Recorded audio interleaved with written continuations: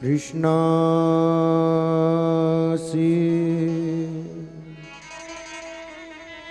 सखा कश्चित्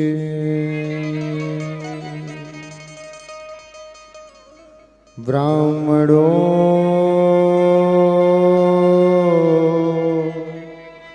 ब्रह्मविद्तमः।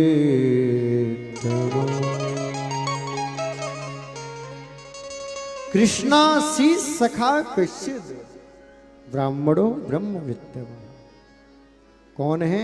बोले कृष्ण के सखा हैं। और कैसे ब्राह्मण हैं? ब्राह्मणों ब्रह्मवित्तम, ब्रह्म को जानने वाले ब्राह्मण हैं। कृष्णासि सखा कश्चित् ब्राह्मणो ब्रह्मवित्तमः।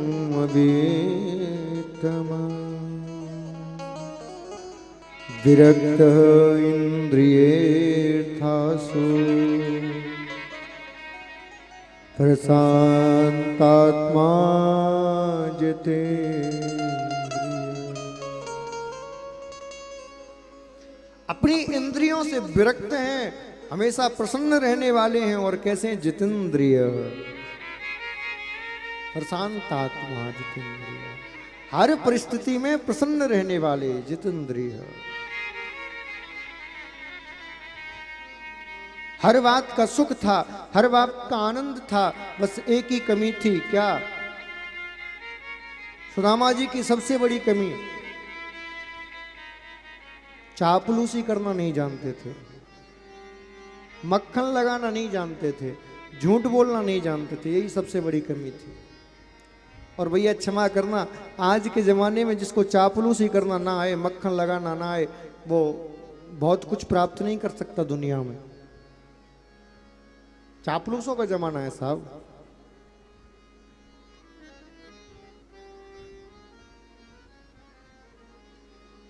पिछले 3 साल से गुरु गृह सेवा धाम का प्रकल्प चल रहा है।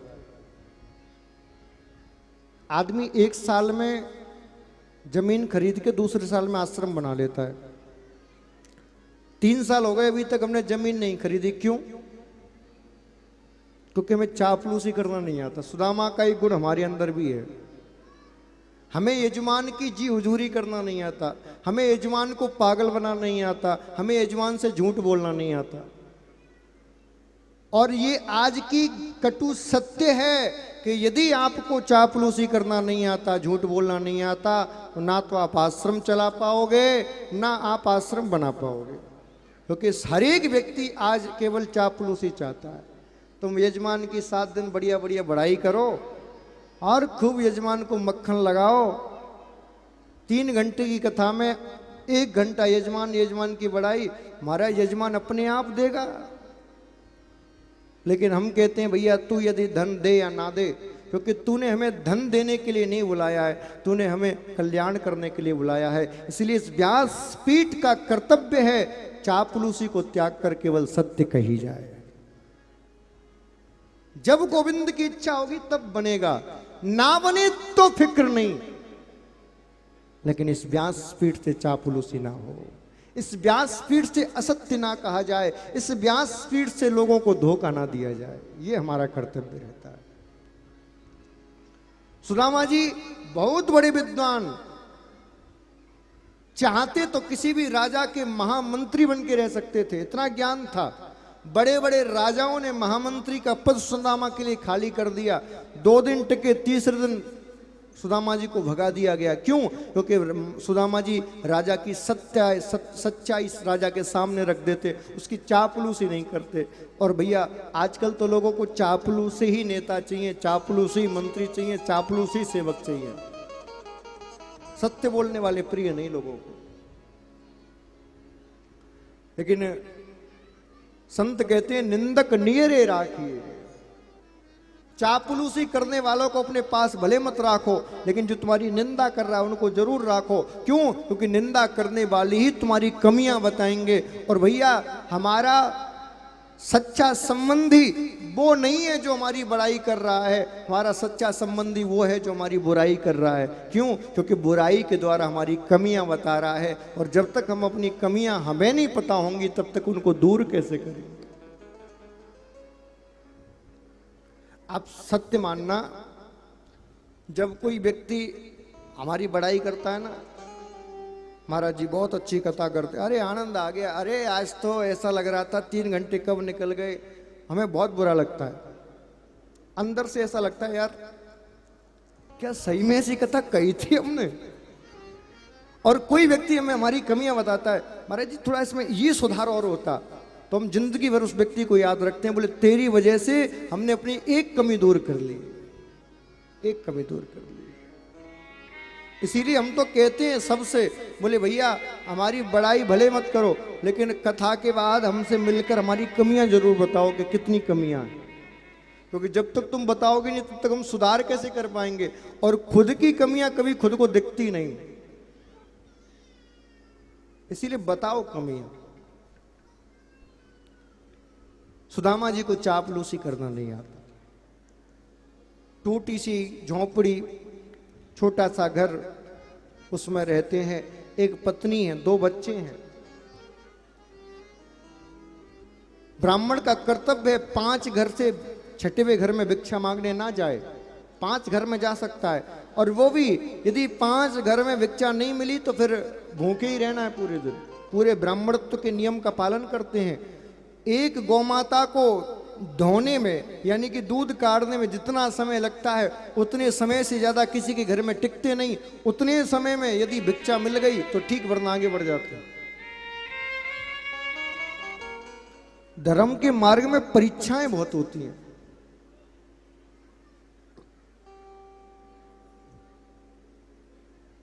घर में 3-3 दिन गुजर जाते हैं, अन्न का दाना तक नहीं आता, ऐसी स्थिति। एक बार की बात, नौमी निकल गई, 10वीं निकल गई, एकादशी निकल गई, 3 दिन से पूरा परिवार भूखा, एक अन्न का दाना भी पेट में नहीं गया। ऐसा नियम है कि एकादशी का व्रत रखने के बाद यदि द्वादशी के दिन पारायण ना किया जाए, व्रत को ना खोला जाए, अन्न ना खाया जाए, तो संपूर्ण एकादशी का व्रत समाप्त हो जाता है, फल नहीं मिलता फिर उसका। इसीलिए ऐसा कहा गया है कि द्वादशी के दिन जब व्रत खोलो सबसे पहले चावल खाओ, ऐसा नियम है, चावल खाना चाहिए। सुदामा जी ने कहा देवी आज द्वादशी है, व्रत खोलने के लिए कुछ अन्न है घर में? का पतिदेव अन्न होता तो 3 दिन से बना नहीं देती, कुछ नहीं है। कुछ तो होगा, देखो थोड़ा बहुत डला हो। अंदर गई, पूरी रसोई छान मारी, कुछ नहीं मिला। एक ऊपर छींके के ऊपर मटकी लटकी थी, उस मटकी को उतारा, उस मटकी की किनारी में 2 चावल के दाने चिपक रहे थे। उन 2 चावल के दानों को लेकर आई, कहा बोले पतिदेव हमारे पूरे घर की संपत्ति केवल ये 2 चावल के दाने, और कुछ नहीं। चावल के 2 दानों को देख के सुदामा जी प्रसन्न हो गए, अरे इतना तो बहुत है, व्रत तो खोल ही लेंगे इतनों से, नियम तो पूरा हो ही जाएगा, पकाओ इनको। दोनों चावल के दाने पकाए गए। पकाने के बाद एक एक तुलसी के दल पर रख के लक्ष्मी नारायण के सामने ले गए। लक्ष्मी नारायण के सामने ले जाकर हाथ जोड़कर सुदामा जी ने कहा, बोले प्रभु नाथ सकल संपदा तुम्हारी, मैं सेवक समेत सुतना। नाथ सकल संपदा तुम्हारी, मेरी संपूर्ण संपत्ति ये 2 चावल के दाने अब तुम्हारी हैं, और मैं अपने पत्नी और बच्चों के साथ तुम्हारा सेवक हूं, मुझे स्वीकार करिए। जैसे इतना कहा, भगवान को उन चावल के दानों को स्वीकार करना पड़ा। भगवान ने एक चावल का दाना उठाया, अपनी जिह्वा पे रखा और संकल्प लिया कि मैंने अपने आप में और अपने भक्तों में कभी कोई भेद ना समझा हो, तो इस एक चावल के दाने से संपूर्ण सृष्टि के जीवों का पेट भर जाए। और जैसे इतना कहा, सारे संसार के जीवों का पेट भर गया। सुदामा जी जो 3 दिन से भूखे थे, अचानक पेट पर हाथ फेरने लगे, देवी देवी मुझे ऐसा लगता है मेरा पेट भर गया, मेरी भूख समाप्त हो गई एक चावल के दाने से। क्यों? क्योंकि वो श्रद्धा और भाव के समर्पण के संग दिया गया। भगवान से रहा नहीं गया। भगवान ने एक संत को भेजा, बोले जाओ और मेरे मित्र से कहो कि मैं उनकी याद करता हूं। एक संत आए, कहा भैया सुदामा जी का घर यही है? बोले हाँ। बोले मुझे द्वारकाधीश ने भेजा है, आपके मित्र आपको बहुत याद करते हैं, आपको खबर भेजी है, आपको द्वारका बुलाया है। सुदामा जी को जैसे ही पता चला मेरे मित्र ने बुलाया है, बावरे हो गए खुशी के मारे। मेरे कृष्ण ने मुझे भी भूला नहीं, मेरे कृष्ण ने मुझे बुलाया है। लेकिन 2 मिनट बाद उदास हो गए। क्यों? बोले मैं जाऊंगा तो लेके क्या जाऊंगा, मेरे पास तो कुछ है ही नहीं। मित्र के घर, बेटी के घर, गुरु के घर, मंदिर में, कथाओं में कभी भी खाली हाथ नहीं जाया जाता। पत्रम पुष्पम फलम तोयम, जो आपकी सामर्थ्य वो लेके जाओ। क्या लेके जाऊं? उदास होकर बैठे हैं। पत्नी ने कहा क्या बात है, आप उदास लग रहे हो? हाँ देवी, क्या हो गया? मेरे मित्र के घर से खबर आई है, मेरे मित्र ने मुझे बुलाया है। लेकिन तो इसमें उदासी की क्या बात है? तो अच्छी बात है, आपके मित्र ने आपको बुलाया है। बोले बेटी देवी अच्छी बात तो है, लेकिन मैं सोच रहा हूं कि लेके क्या जाऊं। धर्म पत्नी वही है जो विपत्ति में साथ दे, क्योंकि धन संपत्ति जिस समय है उस समय तुम्हारा कोई साथ दे रहा है, उसमें बड़ी बात क्या, दुनिया साथ देती है। जिस समय संपत्ति है उस समय 1000 लाख चाहने वाले मिल जाएंगे, 1000 मिल जाएंगे। जिससे तुम्हारा संबंध नहीं वो रिश्ते बना लेंगे, हम तुम्हारे बुआ के बुआ के बुआ के बुआ के लोग लड़का हैं। लेकिन जब विपत्ति का समय है उस समय कोई साथ दे, जब आपका समय है उठने का, तब कोई सहारा लगाए, वो सहारा किया जाता है। अब तुम दौड़ रहे हो और तुम कोई दौड़ते दौड़ते तुम्हारे पीछे दौड़े तो वो सहारा नहीं साहब, वो सहारा नहीं। विपत्ति के समय साथ दे। पत्नी ने कहा मैं तुम्हारी अर्धांगिनी हूं, तुम्हारी चिंता मेरी चिंता है, मैं दूर करूंगी। 2-3 घरों में गई, बोले मैं आपका कुछ काम कर दूंगी, बदले में मुझे कुछ थोड़ा सा चावल दे दो, मैं आपके बच्चों के लिए कपड़े सिल दूं, मैं आपके लिए कुछ भगवान से प्रार्थना कर दूं, कुछ चावल दे दो। 3 मुट्ठी चावल लेकर आई। और चावल तो आ गए, लेकिन रखे किस में? घर में इतना कपड़ा नहीं है कि उसमें चावल को रखा जा सके। अपनी साड़ी का पल्लू फाड़ा, उसमें पोटली को बांधा और बांध के कह दिया जाओ अपने मित्र से कहना गरीब भाभी का उपहार है ये। और सुदामा जी आज उस चावल की पोटली को साथ लेकर चले। नेत्रों में सुधारा है, हृदय में भगवान के प्रति प्रेम है, बार बार चलते हैं कृष्ण हे कृष्ण हे कृष्ण हे कृष्ण हे कृष्ण हे का कीर्तन करते हुए जाते हैं। चले श्याम सुंदर से मिलने सुदामा, गाते चले मन में हरे कृष्ण, गाते चले मन में हरे कृष्ण हरे कृष्ण हरे कृष्ण हरे कृष्ण। गाते गाते अपने मित्र की बचपन की लीलाओं को याद करते करते जा रहे सुदामा। रास्ते में जितने लोग मिलते हैं उनको आशीर्वाद देते हुए, ज्ञान देते हुए, प्रवचन देते हुए चले जा रहे हैं। कृष्ण हे कृष्ण हे कृष्ण हे कृष्ण हे कृष्ण हे कृष्ण हे कृष्ण हे का कीर्तन करते करते करते करते करते करते सुदामा जी चले चले। कृष्ण हे कृष्ण हे कृष्ण हे कृष्ण हे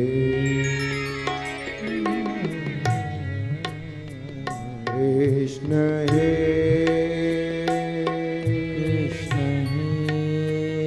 कृष्ण हे कृष्ण हे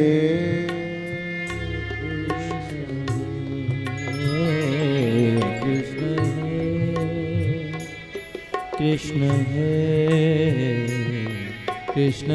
कृष्ण हे कृष्ण हे कृष्ण हे कृष्ण हे कृष्ण हे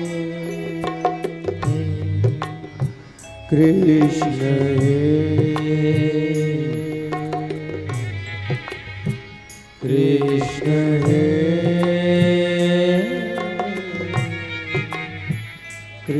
कृष्ण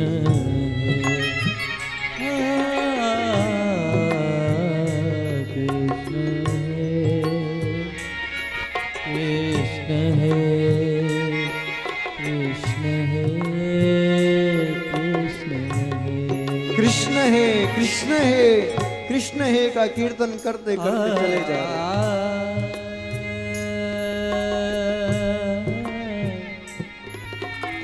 सबसे पूछते जाते हैं, भैया मुझे बताओ द्वारका का मार्ग कहाँ है, द्वारका कहाँ है? सब कहते महाराज यहाँ से इतनी कुछ दूर जाके फलाना गांव मिलेगा, उस फलाने गांव से जब आप पश्चिम दिशा की ओर जाओगे तो ये मिलेगा, पूरब की ओर जाओगे तो ये मिलेगा, सीधे चले जाओ। चले जा रहे हैं चले जा रहे हैं, पैरों में कोई पादुका नहीं है, नंगे पैर, कांटे चुभते हैं, कंकड़ चुभते हैं, धूप लगती है, छांव लगती है, लेकिन फिक्र नहीं शरीर की। कृष्ण है कृष्ण। जाखा चलते चलते चलते चलते क्या देखा कि धरती तो पार हो गई, समुद्र को पार कैसे करूं, समुद्र को कैसे पार करूं? देखा एक नाविक खड़ा हुआ है, नाविक से कहा भैया हाँ हमें द्वारका पहुंचा दोगे? महाराज हमारा तो काम ही है पहुंचाना। बैठी, लेकिन ये बताओ कुछ देने के लिए है क्या आप पे? जैसे इतना कहा तो सुदामा जी तुरंत उतर गए। भैया हमारे पास देने के लिए दो वस्तु हैं। क्या? बोले एक ज्ञान, दूसरा आशीर्वाद। तुम्हें क्या चाहिए? क्योंकि ब्राह्मण के पास तो यही है। तो कहा कि प्रभु आप मुझे ब्रह्मवादी ब्राह्मण लगते हो, आप मुझे वेद पाठी ब्राह्मण लगते हो, इसीलिए आप मुझे वचन दीजिए। कैसा वचन? बोले जब आप मेरे घाट पर आए हो तो मैं आपको पार उतार रहा हूं, मैं आपको समुद्र को पार करा रहा हूं, आप मुझे वचन दो कि आप मेरे भव सागर को पार करा दोगे। सुदामा जी ने कहा मैं वचन देता हूं, तू मुझे ये संसार का ये सागर पार करा दे, मैं तुझे भव का सागर पार करा दूं। ऐसा ब्रह्म ज्ञान दिया उस नाविक को, ऐसा मंत्र दिया। बोले उस तेरी भी कृष्ण के चरणों में रीति हो जाएगी, मेरा वचन है। कहा महाराज सामने द्वारका है, चले जाइए।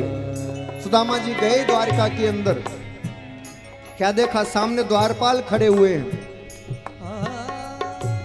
द्वारपालों के पास सुदामा जी गए, जैसे ही द्वारपालों के पास गए, द्वारपालों ने प्रणाम किया। प्रणाम करते हैं आपको, आयुष्मान भव। हे ब्राह्मण, आपका इस द्वारका में स्वागत है। आप बताइए कौन है, कहां से आए हैं, किस लिए आए हैं, क्या चाहते हैं? तो कहा मेरा नाम सुदामा है, मैं द्वारकाधीश से मिलने के लिए आया हूँ। अच्छा ठीक है, आप यहाँ ही रहिए, हम प्रभु को संदेश देने के लिए जाते हैं। और सुदामा को वहीं छोड़कर आज संदेश देने के लिए द्वारपाल जा रहा है। द्वारपाल गया और जाकर के भगवान के चरणों में प्रणाम किया। द्वारकाधीश की जय हो, जय हो, जय हो। प्रसन्न रहो। क्या बात है द्वारपाल? प्रभु एक संदेश देने के लिए आपको आया हूं। कैसा संदेश? बोले हमारे द्वार पर एक ब्राह्मण आए हैं। अच्छा कौन है ब्राह्मण, कैसे हैं, जरा मुझे बताओ। तो वो द्वारपाल कहने लगा, आप भी जरा श्रवण करिए।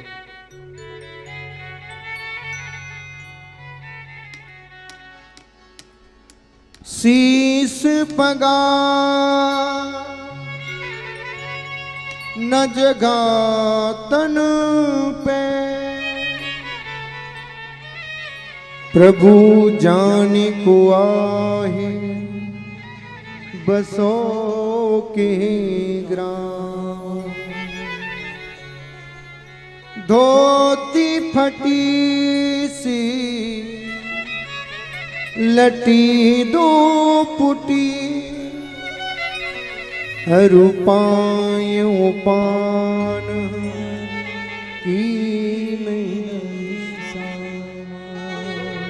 और पायन पायन की नहीं सामा। शीस पगा, सिर पर कोई विशेष पगड़ी नहीं है, कोई सिर पर कोई मुकुट नहीं है, ना झगा तन पे, शरीर पर ज्यादा कपड़े नहीं है। शीस पगा न झगा तन पे, प्रभु जाने को आए बसो के। हमारे द्वारका का नहीं, किसी और जगह से आया है।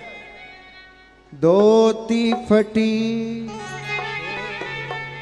लटी दो पोटी,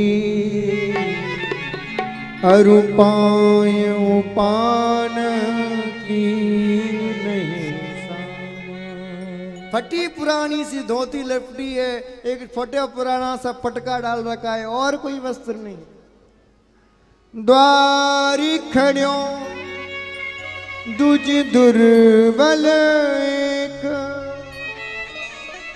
रयो चकिसो वसुधा वेरा। प्रभु एक द्वार पर दुर्बल सा, एक दुबला पुतला सा ब्राह्मण खड़ा है और महलों को देख रहा है चारों ओर। अच्छा पूछत दीन दयाल को धाम,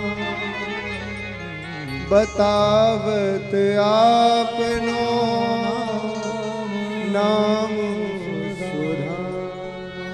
बार बार वो आपके घर का पता पूछ रहा है, अपना नाम सुदामा बता रहा है। अच्छा, और आज द्वार पार कहने लगा, शीस पगाना जगातन में प्रभु जाने को आए बसो के ग्रामा।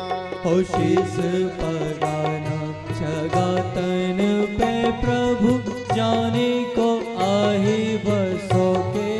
सब गाओ। शीस पगाना जगातन में प्रभु जाने को आए बसो के ग्रामा। शीस पगाना जगातन पे प्रभु जाने को आए बसो के जाना। धोती धोती पटी से लटे दो कोटि अरु पायऊ पान की नहीं सामा। धोती फटी से लटे दो पटी और पायनो पायन की नहीं सावा। द्वारी खड़ियो द्विज दुर्बल रयो चकी सो वसुधा मेरा माँ पूछत दीन दयाल को धाम बतावत आपनो नाम सुधा।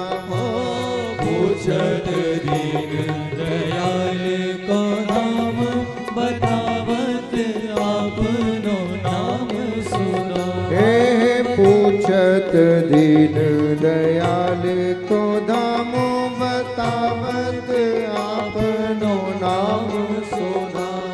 ओ पूछत दीन दयाल को नाम बतावत आपनो नाम सुधामा बतावत आपनो नाम सुधामा बतावत आपनो नाम सुदामा। प्रभु वो बार बार चारों तरफ देख रहा है और अपना नाम सुदामा बता रहा है। क्या नाम बता रहा है प्रभु? सुदामा। क्या बताया? सुदामा। और जैसे ही सुदामा नाम सुना भगवान के मन में अपार प्रेम उत्पन्न हो गया और भगवान दौड़े। सुन नाम सुदामा अचानक ही प्रभु स्वर्ण सिंहासन छोड़ के भागे।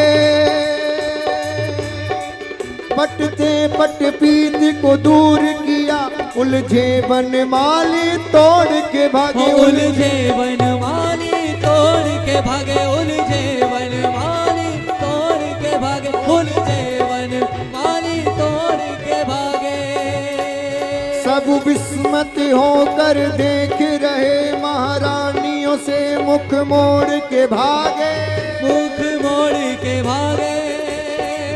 तुझ दीन कहाँ है बताओ कह तुझ दीन कहाँ है बताओ कोई। हरे कृष्ण देखो कैसे दौड़ के भागे। हरे कृष्ण देखो कैसे दौड़ के भागे। हरे कृष्ण देखो कैसे दौड़ के भागे। हरे कृष्ण देखो कैसे दौड़ के भागे। सुनते ही दौड़े चले आए मोहन। सुनते ही दौड़े चले आए मोहन। लगाया गले से सुदामा को मोहन। लगाया गले से सुदामा को मोहन। लगाया गले से सुदामा को मोहन।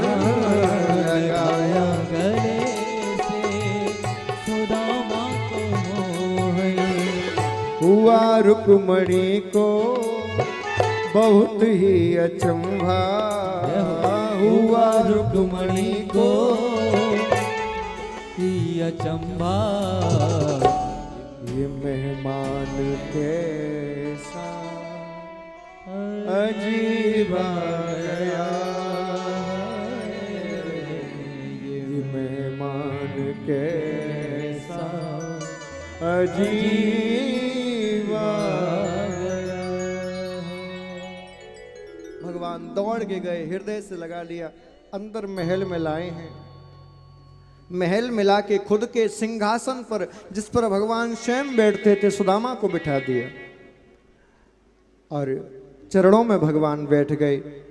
जैसे ही चरणों को हाथ में लिया भगवान ने देखा कि सुदामा के पैरों में घाव पड़ रहे हैं, कांटे लग रहे हैं। भगवान की आंखों से झर-झर अश्रुधारा बहने लगी। ऐसे विहार विवायन सो पग कंटक जाल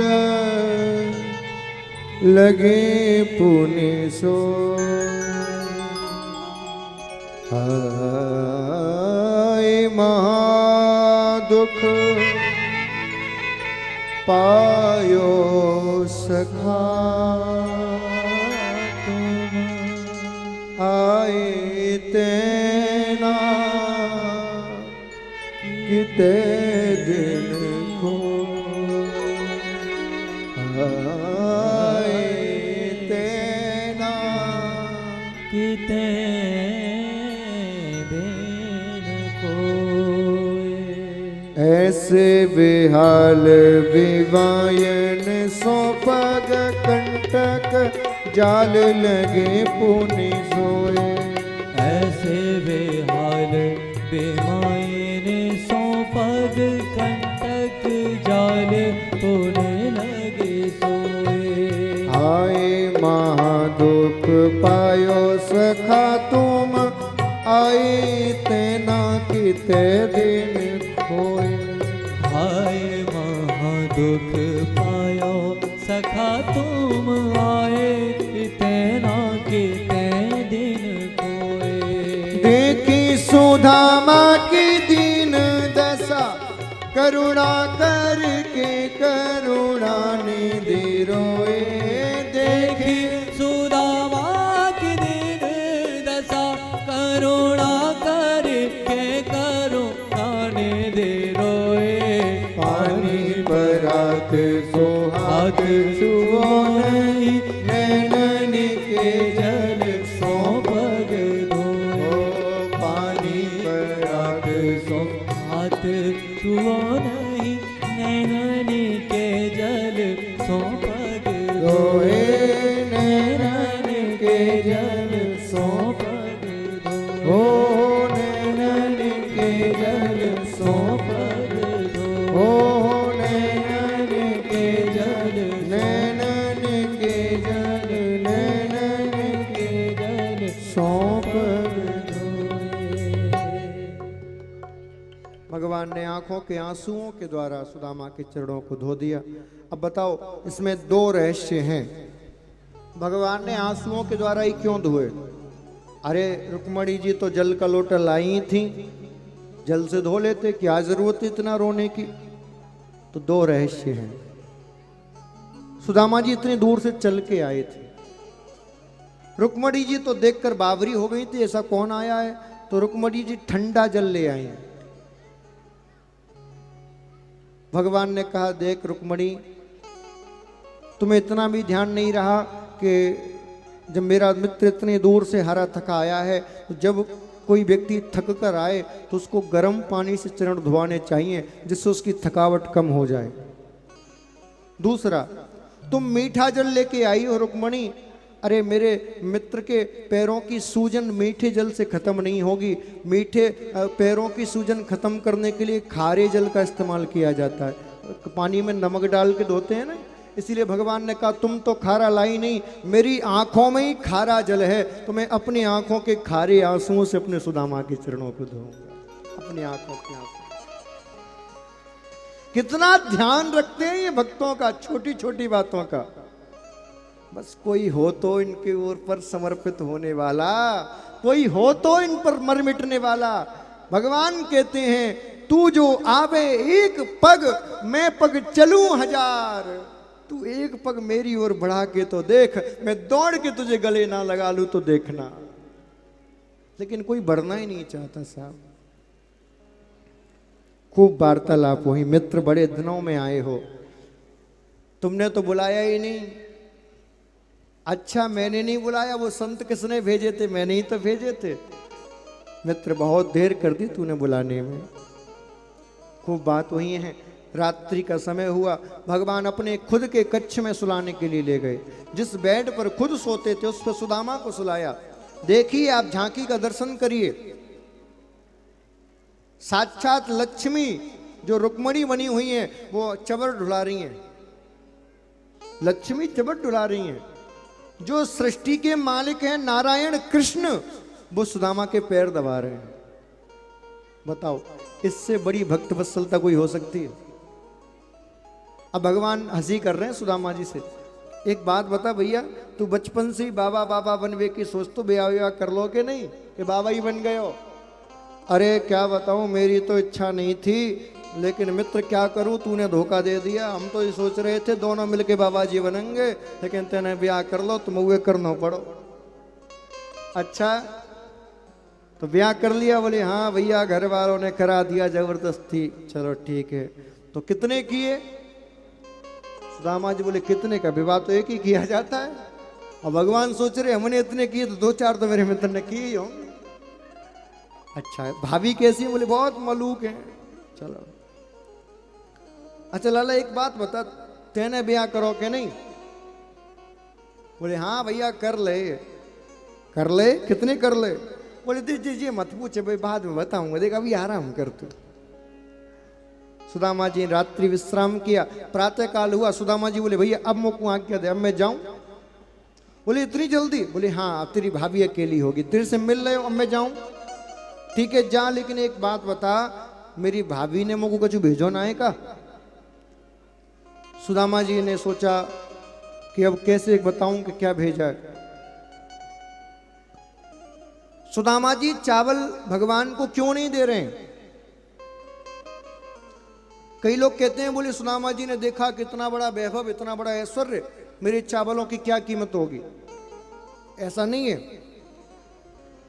सुदामा जी जानते हैं ये नारायण है और मेरी पत्नी ने भाव से टूटे हुए चावल भेजे हैं, चिबड़ा। और भगवान नारायण को कभी टूटे चावल नहीं चढ़ाए जाते, अच्छत चढ़ाए जाते हैं। अच्छत करती है जो छत ना हो, जो टूटा ना हो, वही चढ़ाया जाता है। अब मैं टूटे हुए चावल कैसे चढ़ा दूं ज्ञानी होने के बावजूद? सुदामा जी ने कि जैसी ऐसी चिंतन किया, भगवान समझ गए। भगवान ने कहा ज्ञानी जी तुम अपना ज्ञान अपने पास रखो, ये चावल तुम्हारे नहीं है, मेरे भाभी के प्रेम के चावल हैं। और प्रेम में तुम्हें क्या क्या नहीं खा जाता। अरे प्रेम में मैं भिलनी के झूठे वेर खा गया, प्रेम में मैं अपनी काकी विदुरानी की केले के छिलके खा गया, प्रेम में मैं क्या क्या नहीं करता। अरे आज प्रेम में अपनी भाभी के टूटे चावल खा लूं तो कौन सी बड़ी बात। दे दे। नहीं दिया सुदामा ने। भगवान ने कहा ऐसे नहीं देगा, मुझे टेढ़ा रूप दिखाना ही पड़ेगा। भगवान ने कहा देखियो तेरी बड़ी भाभी आ रही है। और जैसे ही उधर नजर घुमा के देखी, तुरंत द्वारकाधीश ने चावल की पोटली को खींच लिया। महाराज चावल की पोटली को खींचा, अच्छत निकाले, एक मुट्ठी मुख में दिया और मुख में देने के बाद भगवान ने कहा बोले एक लोक की संपत्ति सुदामा को दान। दूसरी मुट्ठी ली, पान किया, 2 लोक की संपत्ति सुदामा को दान। और जैसी तीसरी मुट्ठी लेने के खाने को हुए, तुरंत रुक्मणी जी ने हाथ को पकड़ लिया। ये सबरी सेठानी एक जैसी होती है। सेठ जी कुछ देना चाहे तो सेठानी देना दे महाराज, लेकिन हमारे वहां उल्टा है महाराज, सेठानी देने चाहे सेठ जी देना दे। बोलो राधे राधे। रुक्मणी जी ने हाथ क्यों पकड़ा जानते हो आप? रुक्मणी जी कहने लगी प्रभु जी ब्राह्मण की प्रसादी है, और प्रसाद अकेले नहीं खाया जाता, बांट के खाया जाता है। भैया आपने 2 मुट्ठी खा ली, अब तीसरी मुट्ठी हम रानियों को दे दो, हम सब मिलके खाएंगे। भगवान ने कहा ठीक है भैया, आनंद आ गया आज तो प्रसादी में। भाभी ने कहा संदेश भेजो। बोले हाँ संदेश भेजा। क्या भेजा बता? तो कहा तेरी भाभी ने कहा भेजा है 1 मास 2 पाख में 2 एकादशी हो, मेरे घर गोपाल जी नित्य एकादशी हो। प्रभु आपकी ऐसी कृपा है कि संसार में तो 1 महीने में 2 एकादशी होती है, लेकिन तुम्हारी कृपा से मेरे घर तो रोज ही एकादशी, क्योंकि कुछ है ही नहीं तो खाएं क्या। भगवान समझ गए भाभी बहुत कष्ट में है। तुरंत कहा बोले भैया एक वचन मेरा भी भाभी को सुना देना। क्या? बोले भाभी से जाके कहना होनी थी सो है गई, अब ना ऐसी हो, भाभी तेरे महलन में नित्य द्वादशी हो। भाभी से जाके कहना जो होना था सो हो गया, बुरा समय गुजर गया, अब ऐसी कृपा होगी कि तेरे महलों में रोज भंडार भरे भरे। सुदामा जी ने कहा हम जाएं? बोले भैया देख तू ब्राह्मण हम क्षत्रिय, तो जाते जाते ने कहा हमारे घर वालों को आशीर्वाद ही देता जा। चल ठीक है बुला ले। सुदामा भगवान ने कहा जितनी पत्नियां हैं सब आ जाओ। और सारी पत्नियां आज इकट्ठी होकर लाइन लगा के आ गई। सुदामा जी आशीर्वाद दे रहे हैं, सौभाग्यवती भवः, पुत्रवती भवः, चिरंजीवी भवः। 100 निकली, 200 निकली, 500 निकली, लाइन खत्म ही नहीं हो रही, आशीर्वाद कम हो गया। सौभाग्यवती भवः, सौभाग्यवती भवः, सौभाग्यवती भवः। 200-500 और निकली, बोले या तो लाइन ही खत्म नहीं हो रही, तो और आशीर्वाद कम हो गया। भवः भवः भवः। 200-300 और निकली, भगवान को बोला इधर आओ। हाँ भैया, भैया अब तो कंठ में दर्द होने लगा, 7 दिन से आशीर्वाद दे रहे हैं, अब ना दे पाएंगे। अब तो कंठ में दर्द होने लगा, अब नहीं दे पाएंगे। अच्छा, यजमान भी महाराज पूरा ब्राह्मण को एकदम निचोड़ लेता है, तब दक्षिणा देता है। बोले कोई बात नहीं महाराज, मुंह से मत बोलो, हाथों को करते रहो। हाँ, भगवान की जब ऐसा कहा, सुदामा जी ने कहा चलो ठीक है, अब मुंह तो बंद है। 200-300 और निकली, भैया लाला अब तो हाथ में मुंह दर्द है लग गए, अब तो दुख रहे हैं, हाथ उठाए ना जा रहे। कोई बात नहीं, हाथ नीचे कर लो, गर्दन हिलाते रहो। हाँ, पूरा पूरा पैसा वसूल होना चाहिए। अब तो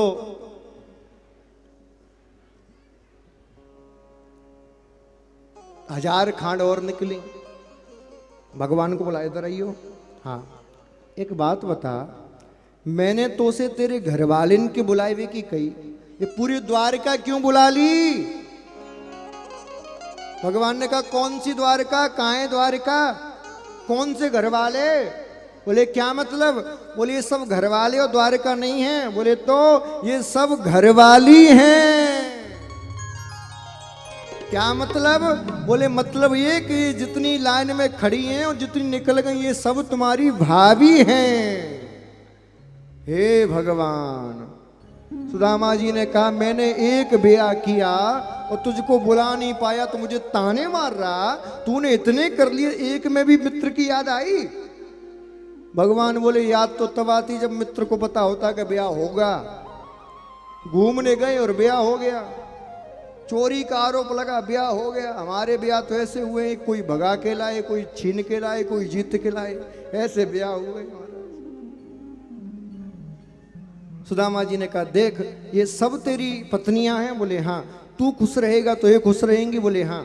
तो भैया तू मुझे प्रणाम कर ले, मैं तुझे आशीर्वाद देता हूँ, तू खुश रहेगा तो ये सब प्रसन्न रहेंगी। और आज साष्टांग दंडोत द्वारकाधीश ने भगवान को की है। और जैसे ही द्वारकाधीश ने सुदामा जी को दंडोत की, सुदामा जी ने खूब आशीर्वाद दिया। आयुष्मान भवः, चिरंजीवी भवः, ऐश्वर्यवान भवः। आशीर्वाद दिया और आशीर्वाद देने के बाद कहा बोले ठीक है भैया अब हमें विदा करो। और आज सुदामा जी को विदा कर दिया। सुदामा जी जैसे ही अपने नगर में पहुंचे तो क्या देखते हैं, यहाँ तो सब गड़बड़ घोटाला है। ना तो वो झोंपड़ी है ना वो नगर है, यहाँ पर बड़े बड़े महल बन गए महाराज रातों ही रात। सुदामा जी कहने लगे देखो भैया कहाँ गए सब? यहाँ तो हती मेरी टूटी सी झोपड़िया, सुंदर महल सुदामा मंदिर देख, सुदामा मंदिर देख डरे।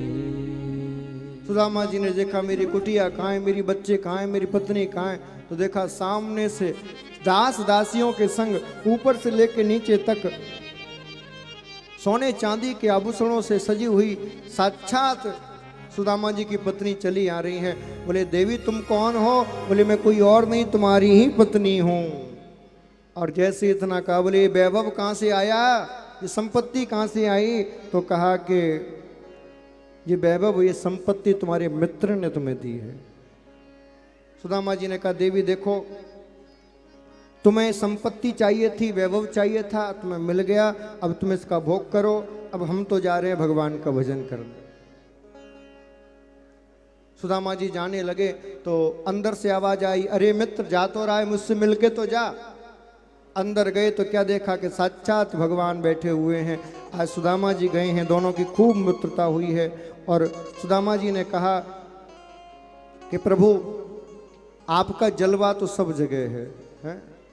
मेरे बांके बिहारी संवरिया, तेरा जलवा कहाँ पे नहीं है? और आज सुदामा जी भगवान से कह रहे हैं, बोले जब मैं तेरे घर आया था तो मैंने तेरा पूजन किया, अब तू मेरे घर आया है